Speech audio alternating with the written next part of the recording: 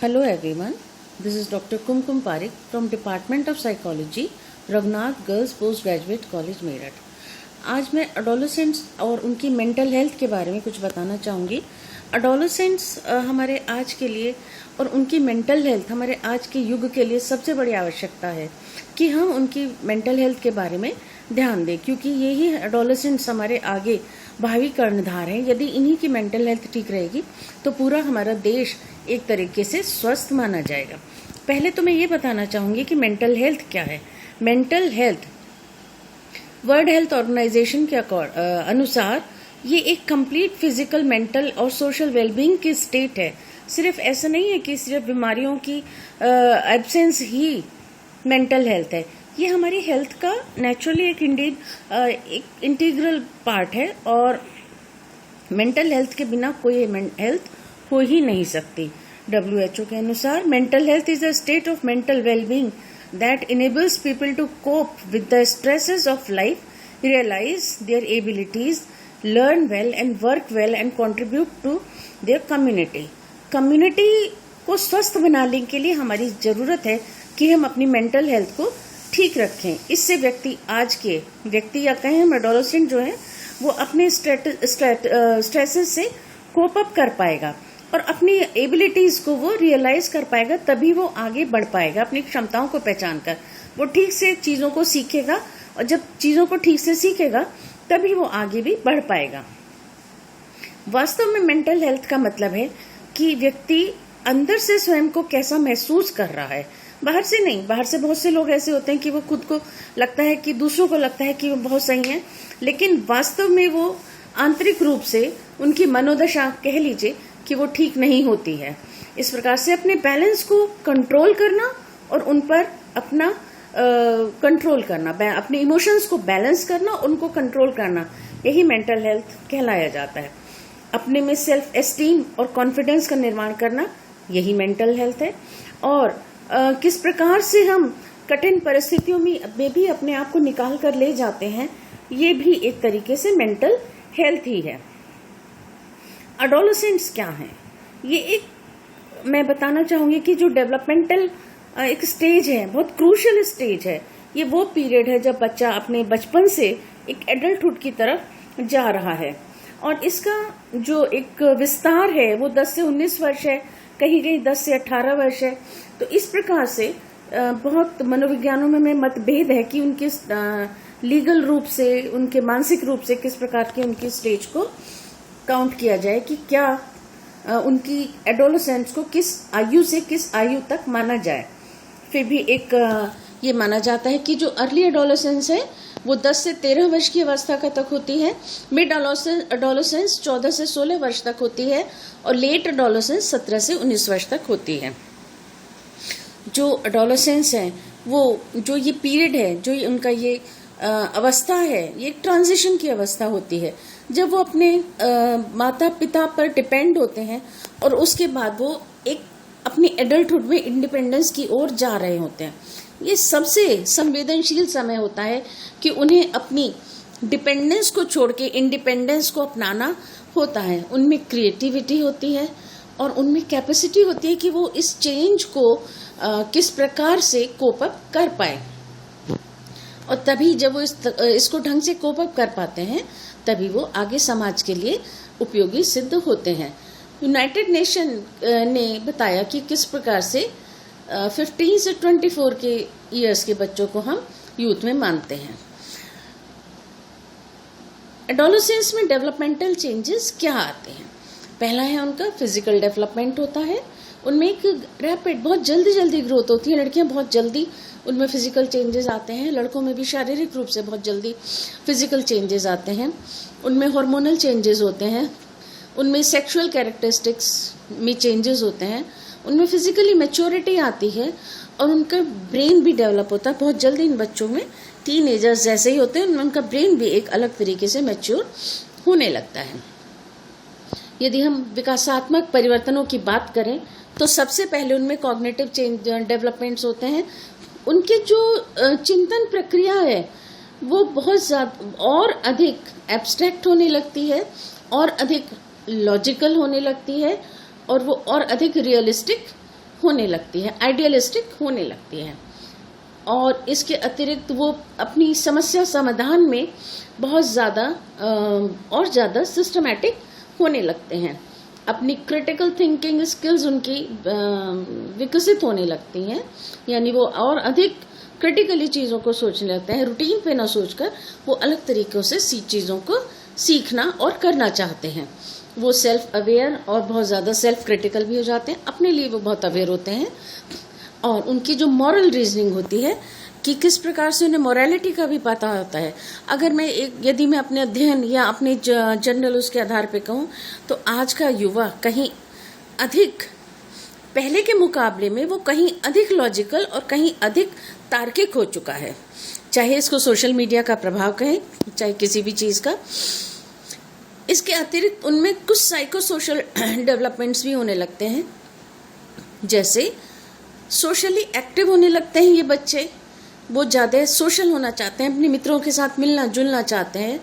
इसके अलावा वो सोशल प्रेशर भी उन पर आता है और वो उनके पीयर प्रेशर के रूप में आता है। और जब ये पीयर प्रेशर होता है, ये पीयर प्रेशर भी बहुत खतरनाक इस रूप में होता है कि कहीं उनके दोस्त और जो उनके पीयर्स हैं वो उन पर एक नकारात्मक प्रभाव ना डाल पाएं। इमोशनल डिपेंडेंसी उन पे होती है, वो अलग होना चाहते हैं मगर वो अभी डिपेंडेंट होते हैं। वो इमोशनली, क्योंकि ये पीरियड जो होता है उनके लिए स्टॉर्म और स्ट्रेसेस का पीरियड होता है, तो वो इमोशनली डिपेंडेंट रहना चाहते हैं, बट वो शो करते हैं कि वो इंडिपेंडेंट होना चाहते हैं। ऑपोजिट सेक्स, दूसरे सेक्स के प्रति उनमें एक अट्रैक्शन आता है, ये एक स्वाभाविक प्रक्रिया है। इमोशनल डिस्टर्बेंसेस, मैंने जैसे बोला कि उनमें इमोशनल डिस्टर्बेंसेस पाए जाते हैं क्योंकि ये अवस्था उनकी ऐसी होती है कि वो डिपेंडेंट भी रहना चाहते हैं और वो इंडिपेंडेंट भी होना चाहते हैं। एक कहावत है, जो ना छोटे हैं ना बड़े, वो बड़ी मुश्किलों में पड़े। यही अवस्था उनके साथ आती है। उनके साथ एडजस्टमेंट प्रॉब्लम्स भी होती हैं कि किस प्रकार वो अपने समाज के साथ एडजस्ट खुद को करें। उनके साथ कुछ डेवलपमेंटल प्रॉब्लम्स भी आती हैं, जैसे बॉडी इमेज। वो इस समय अपनी बॉडी इमेज के लिए बहुत ज़्यादा कॉन्शियस हो जाते हैं। ओवर ईटिंग पैटर्न्स, कभी कभी जब वो टेंशन में होते हैं, जब वो एंग्जाइटी में होते हैं, तो उनमें ओवर ईटिंग प्रॉब्लम्स, वो ओवर ईटिंग करने लगते हैं। कुछ भी खा लेंगे, और आजकल तो बच्चों में देखा गया कि चिप्स पी लेंगे, कोल्ड ड्रिंक खा लेंगे, किसी चीज़ का कोई समय नहीं है। 2 बजे भी मैगी खा रहे हैं बच्चे, पढ़ रहे हैं मैगी खा रहे हैं, बैठे हैं। तो इस तरीके से उनमें ओवर ईटिंग के पैटर्न्स आ जाते हैं। और सबसे बड़ी क्रिटिकल चीज़ जो है वो ये है कि यूज़ ऑफ सब्सटेंसेस, यानी वे मादक द्रव्यों का सेवन करने की ओर वो बड़े सेंसिटिव हो जाते हैं। वो प्रोन हो जाते हैं कि किस प्रकार से सबसे आरंभ इस चीज़ का यहाँ से होता है कि वो पढ़ाई के नाम पे थोड़ा स्ट्रेस ले लेते हैं, और उसमें वो थोड़ा भी कोई भी चीज़ उन्हें रिलैक्स करती है तो उसको ले लेते हैं, लेकिन फिर वो उसके हैबिचुअल होने की ओर बढ़ जाते हैं। उनका रिस्की बिहेवियर और सुसाइड, उनका जो एक मेंटल स्टेट होती है, वो इस समय रिस्क लेने की टेंडेंसी एडोलेसेंट्स में ज़्यादा होती है। जैसे कि आप लोगों ने देखा होगा, जो बाइक राइडर्स होते हैं या बहुत ज़्यादा तेज गति से चलने वाले होते हैं, या जो शार्प शूटर्स होते हैं, वो इसी अवस्था के बच्चे होते हैं। उनमें रिस्क बिहेवियर, यानी कि उनका जो ब्रेन होता है उसमें कोई सेंसर नहीं लगा होता, और इसीलिए कई बार कहीं अगर उन्हें रोक दिया जाए, कहीं अगर उन्हें चेक कर दिया जाए, तो वो सुसाइड का भी कदम उठा लेते हैं। इसके अतिरिक्त उनकी कुछ अनहेल्दी रोमांटिक रिलेशनशिप्स भी हो सकती हैं, क्योंकि उन्हें अपनी अवस्था का मैच्योरिटी नहीं आई होती उनमें, तो उन्हें उस चीज़ का ज्ञान नहीं होना होता कि उन्हें क्या करना चाहिए, क्या नहीं करना चाहिए। कुछ लड़कियों में कहीं कहीं प्रेगनेंसी रिलेटेड इश्यूज भी होते हैं। लड़कियों को पता नहीं होता कि उनके लिए क्या सही है और क्या गलत, वो भावनाओं में बहकर कुछ ऐसे कदम उठा लेती हैं कि ये इश्यूज उनके साथ आ जाते हैं, और इसी कारण उनमें कुछ लड़के और लड़कियों दोनों में सेक्सुअली ट्रांसमिटेड डिजीजेज भी उनमें होने की संभावना रहती है। इसके अतिरिक्त एक बहुत बड़ी समस्या इस समय में इन बच्चों के साथ इस एडोलेसेंस पीरियड में एग्रेशन और उनका एंटी सोशल एक्टिविटीज़ का विकसित होना होता है। एग्रेशन इस समय बहुत बड़ी बच्चों में सोचने का, विचार विमर्श का विषय है कि किस प्रकार से इन बच्चों में एग्रेशन को कम किया जाए। रोड रेज, अगर आप किसी देखें, अगर किसी युवा एडोलेसेंट को देखें, अगर उनसे कहीं कुछ टक्कर हो जाती है तो बहुत ज़्यादा आवेश में आ जाते हैं, वो बहुत तेज़ गति से अपने व्हीकल को ड्राइव कर रहे होते हैं और सबसे पहले वो चाहते हैं कि वो आगे निकल जाएं, और इसी क्रम में उनमें सोशल एक्टिविटीज़ डेवलप होने लगती हैं। तो इसीलिए जो एडोलेसेंट्स हैं उनके मेंटल हेल्थ हमारे लिए चिंतनीय विषय है, हमें इस पर विचार विमर्श करना चाहिए। तो इस प्रकार से अगर यदि बच्चे में कुछ मेंटल हेल्थ प्रॉब्लम्स हैं तो वो उनके स्कूल में उनकी पुअर परफॉर्मेंस होती है, उस कारण फिर वो स्कूल को छोड़ते हैं, ड्रॉप आउट करते हैं। कहीं कहीं यदि ग्रामीण परिवेश में वो रह रहे हैं तो वे अपने स्कूल को छोड़ देते हैं, और इस प्रकार से उनकी फैमिली में भी फिर डिस्टर्बेंसेस आने शुरू हो जाते हैं, क्योंकि हर माता पिता चाहता है कि उनका बच्चा पढ़े। और फिर कहीं कहीं ऐसा भी पाया जाता है कि बच्चे बाल अपराध की तरफ चले जाते हैं, वो ड्रग्स लेने लगते हैं और कुछ अन्य रिस्की बिहेवियर्स में वो इन्वॉल्व हो जाते हैं। तो इस प्रकार अगर हम इन प्रकार एडोलेसेंट्स की मेंटल हेल्थ प्रॉब्लम्स को यदि हम समय से नहीं समझ पाए तो फिर आगे एक एडल्ट के रूप में उनका एक विकास ठीक से नहीं हो पाएगा। वो समाज को ठीक से, हम उस एक अच्छे समाज का विकास और निर्माण हम नहीं कर पाएंगे, जो कि एक किसी राष्ट्र के विकास के लिए भी बहुत महत्वपूर्ण कड़ी होती है। अगर देखा जाए कि क्या प्रिवेलेंस है तो ये पाया गया है कि 7 में से 1 10 से 19 साल तक का बच्चा मेंटल हेल्थ प्रॉब्लम से ग्रसित है। यदि ये और बहुत सारी समस्याएं तो कई बार ऐसी होती है तो रिपोर्टेड केसेस होते हैं।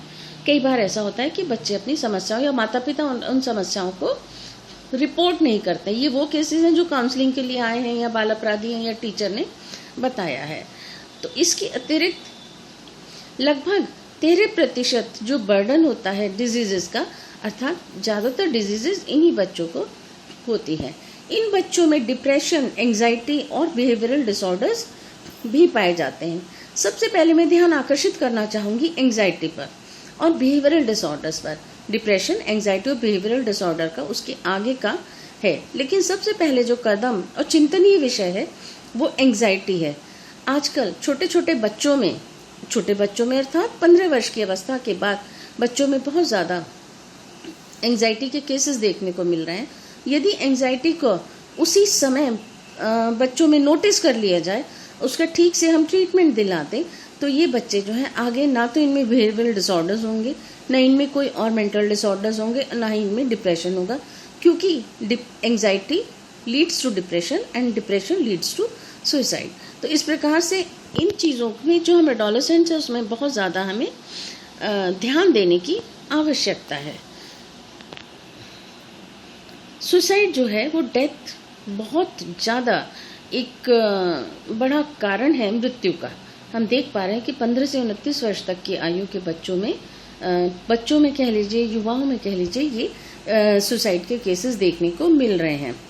इसके अतिरिक्त मेंटल प्रॉब्लम्स जो हैं 14 ये केसेस जो है ये स्टडीज़ के आधार पर बताया जा रहा है कि 14 वर्ष की अवस्था से उनमें मेंटल हेल्थ प्रॉब्लम्स या डिसऑर्डर्स होने लगते हैं। अगर मैं कहूँ तो एडोलेसेंस कोई स्टॉर्म और स्ट्रेसेस का पीरियड नहीं है, ये एक यूनिक और फॉर्मेटिव टाइम है। यदि हमने बच्चों को इसी समय पे बहुत अच्छे से उनकी चीज़ों को संभाल लिया, उनको फिजिकली संभाल लिया, उनको इमोशनली संभाल लिया, उनमें सोशल चेंजेस उनमें हमने ठीक से संभाल लिए, इन सब चीज़ों को देख लिया, तो वो बच्चे उन समस्याओं की ओर, मेंटल हेल्थ जो उनकी प्रॉब्लम्स है उस ओर नहीं जाएंगे। अब हमें बच्चों की मेंटल हेल्थ को सुधारने के लिए, उनकी तरफ ध्यान देने के लिए हमें किन चीज़ों पर ध्यान देना चाहिए, किन किन कारणों से उनकी मेंटल हेल्थ खराब होती है, ये हम जान जाएं तो फिर हम ये पता लगा सकेंगे और उस पर हम ध्यान दे सकेंगे कि उन चीज़ों से उनको दूर कर दिया जाए। जैसे एडवर्सिटी, किसी भी प्रकार की एडवर्सिटी आती है, कई बार हम नहीं उन चीज़ों को अवॉइड कर सकते, लेकिन जहाँ तक कोशिश करें हम उन चीज़ों को उनके लिए मैनेज कर सकें। कुछ ट्रॉमेटिक लाइफ इवेंट्स बच्चों के सामने आ जाती हैं, कितना भी हम बच्चों को केयर कर लें, ध्यान कर दें, मगर चीज़ें वो हो जाती हैं। तो पहला है कि हम बच्चों का ध्यान रखें, लेकिन यदि फिर भी कोई उनके साथ कोई ट्रॉमेटिक घटना हो गई तो हम उनको बहुत इमोशनली उनको अच्छे से संभाल लें। एक्सप्लोरेशन ऑफ आइडेंटिटी, बच्चे में ये इस समय बड़ा आइडेंटिटी क्राइसिस होता है कि मैं क्या हूँ, क्या बनना चाहता हूँ, क्या करना चाहता हूँ, मैं खुद से क्या चाहता हूँ, मेरे माता पिता मेरे से क्या चाहते हैं। तो ये कारण अगर हम ध्यान दे लें तो बहुत सही रहेगा। फिर मीडिया इन्फ्लुएंस, आजकल मीडिया बहुत खतरनाक हो रहा है। मीडिया के पॉजिटिव इम्पैक्ट्स भी हैं और नेगेटिव इम्पैक्ट्स भी हैं, तो हमें अपने बच्चों को बहुत ध्यान से बनाए। एक बटन की दूरी पर भी सब चीज़ें उनके हाथ में हैं, और यदि हम उनको फैमिली लाइफ, एक क्वालिटी फैमिली लाइफ दे दें तो उनके लिए वो बहुत अच्छा रहेगा। हार्श पेरेंटिंग से हमें बचना चाहिए। बच्चों को फ्रेंड के तौर पे हमें ट्रीट करना चाहिए। हाँ, डेली हम एक क्वालिटी टाइम उनको प्रोवाइड करें तो बच्चे के लिए बहुत उपयुक्त रहेगा। उसको हम ये चेक करें कि उसकी अपने दोस्तों से रिलेशनशिप कैसी है, वो उसने अच्छे दोस्त बना रखे हैं या बुरी संगत में है, वो उस चीज़ से हमें बचाना चाहिए। और यदि बहुत ज़्यादा सीवियर और सोशल इकोनॉमिक प्रॉब्लम्स है तो उनको भी थोड़ा दूर करने पर हमें विचार करना चाहिए। उन्हें हमें वायलेंस से बचाना चाहिए, चाहे वायलेंस हो, सेक्सुअल वायलेंस हो, चाहे वो उन पे कोई फिजिकली दादागिरी दिखाना चाह रहा है। तो उनके साथ क्या क्या प्रॉब्लम्स होती हैं, इमोशनल प्रॉब्लम्स उनके सामने आती हैं, बिहेवियरल आती हैं, साइकोलॉजिकल प्रॉब्लम्स उनके सामने आती हैं, पर्सनल प्रॉब्लम्स उनके सामने आती हैं, ड्रग सब्सटेंस एब्यूज़ उनके सामने प्रॉब्लम्स आती हैं, फैमिली प्रॉब्लम्स उनके सामने आ सकती हैं, आइडेंटिटी प्रॉब्लम्स उनके सामने आ सकती हैं, और स्कॉलस्टिक इश्यूज़ भी उनके सामने आ सकते हैं। अगर मैं विस्तार में ना जाते हुए शॉर्ट में बताना चाहूँ तो इस अवस्था में कौन कौन से इमोशनल डिसऑर्डर्स या कौन कौन से डिसऑर्डर्स बच्चों में हो सकते हैं कि अगर हमने उनकी मेंटल हेल्थ पर ध्यान नहीं दिया तो मैंने अभी जैसा कि पूर्व में बताया कि उन्हें एंजाइटी डिसऑर्डर्स हो सकते हैं। तो हमें बहुत ध्यान देने की आवश्यकता है कि बच्चों में एंजाइटी डिसऑर्डर्स ना हो। इसके अतिरिक्त एंजाइटी अगर उनको हो गई है तो फिर वो उनको डिप्रेसिव डिसऑर्डर्स अवश्य होंगे।